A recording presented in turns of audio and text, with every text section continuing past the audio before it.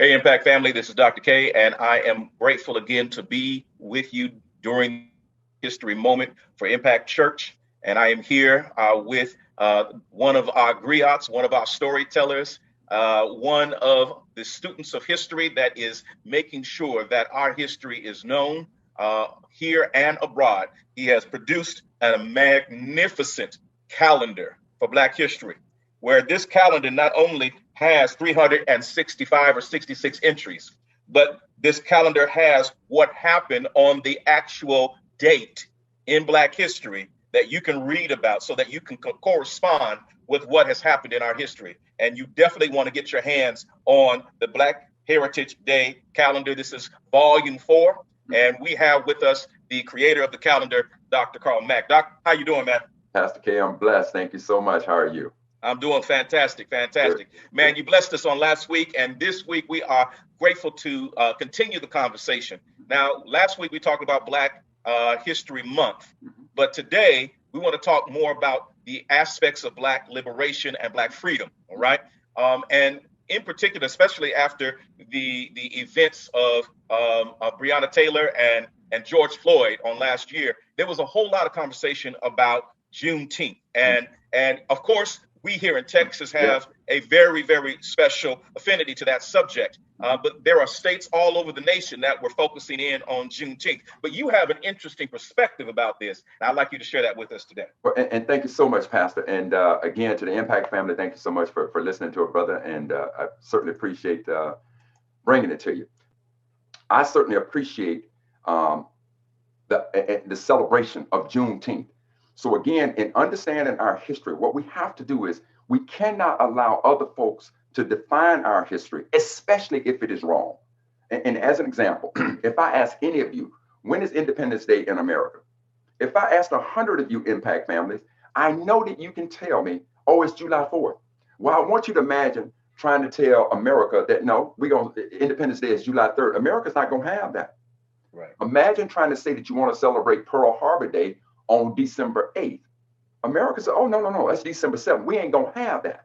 Right. So now when it comes to Juneteenth, and again, all about the celebration of Juneteenth, but historically, let's talk about this is what's happening in this country. This clip that you see, this is from Associated Press, the AP Wire, and look at what they said. August 1st, 2020, they said Juneteenth, the holiday commemorating the end of slavery in the United States, is likely to become an official paid holiday for King County employees. And they're talking about King County, the state of Washington, under legislation advanced by the Metro King County Council.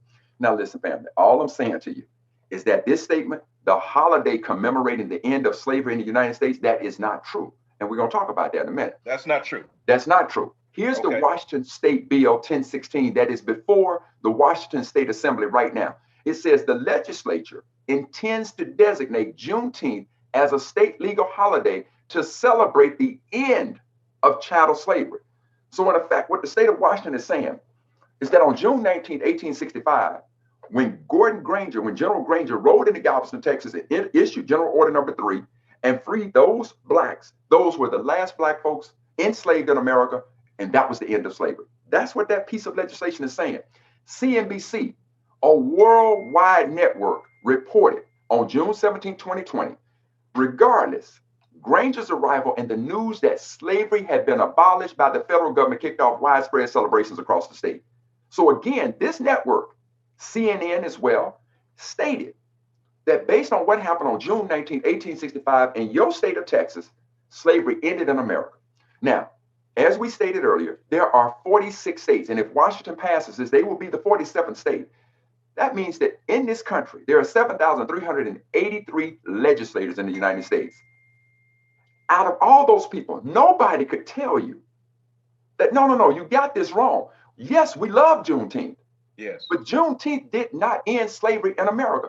The governor of Virginia on October 15th said it mattered then because Juneteenth, when he says he's speaking of Juneteenth, it marked the end of slavery in this country. So family, bear with me and let's just go. And here's a page from Black Heritage Day about the 13th Amendment. So I want you to just follow these dates with me. Here's the problem, family. See, on April 12th, 1861, this is the start of the Civil War. And the Civil War was fought over the issue of slavery. On January 1st, 1863, President Lincoln issued the Emancipation Proclamation. Now, that proclamation did two things, and most people only focus on one. The two things that it did was it said that those who are enslaved in states in rebellion against the Union are hereby free. The second thing it did was it allowed Black folks to now join the Union forces as soldiers in the Civil War. Now, April 9, 1865, the Civil War ended. 2 months later, Granger arrives into Galveston, Texas, with about 2,000 Union troops, and he finds our ancestors, some of our ancestors still enslaved. So General Granger issued General Order Number 3 in concert with the executive order known as the Emancipation Proclamation, thereby declaring these folks free. Now, at the time that the Civil War was fought, there were 4 states that never left the Union. They are called the border states. Those 4 states were Maryland, Missouri, Kentucky, and Delaware. There was a 5th state. It wasn't there when the Civil War started, and it was West Virginia. And the problem is that when Virginia as a state decided to secede from the Union, the folks in West Virginia said, oh, no, we don't want to secede. So they applied for statehood and became a state. So they represented the 5th state in the Union that was a slave state, but did not secede from the Union. So the Emancipation Proclamation did not apply to these 5 states. Now, on November 1st, 1864, the state of Maryland said slavery is no longer good. Missouri said it on January 11, 1865. So West Virginia said on February 3rd, 1865, slavery no more. But Kentucky and Delaware, they never, ever abolished slavery. They didn't do it. So now keep in mind, June 19th, 1865, when Granger said that those in Galveston are free, in Kentucky and Delaware, slavery was still in full effect. In the entire United States of America, slavery was still the law of the land. In order for slavery to end, and you need this, let me just take you back to your civics class. In order for a proposal to become an amendment, you need 2 things, family. 2/3 of the Congress must approve the proposal.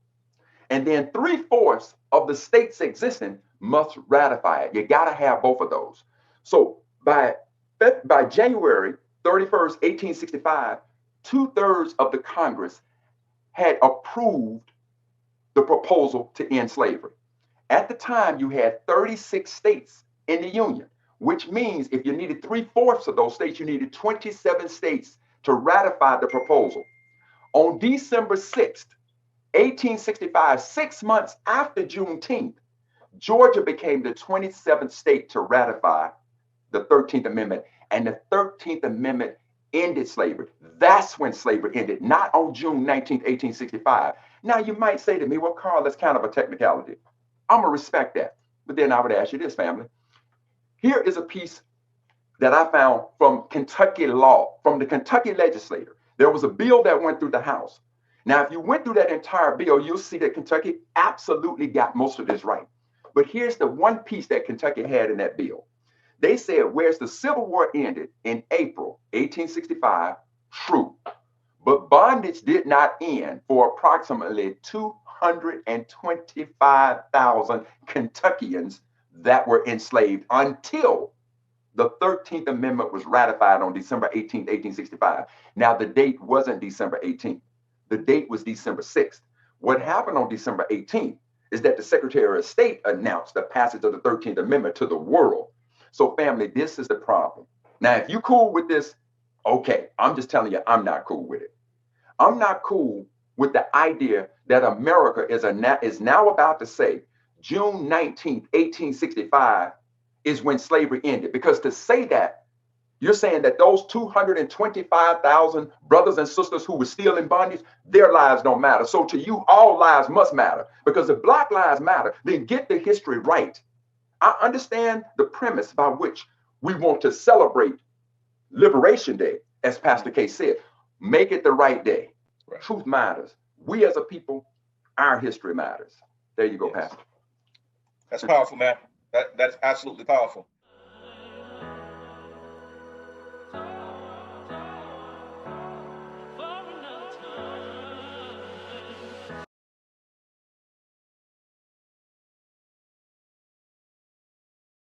Hello everybody, this is Dr. Kwesi Kamau.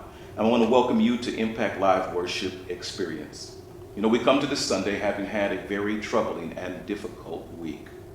A winter storm, power outages, lack of access to food and water, pipes breaking.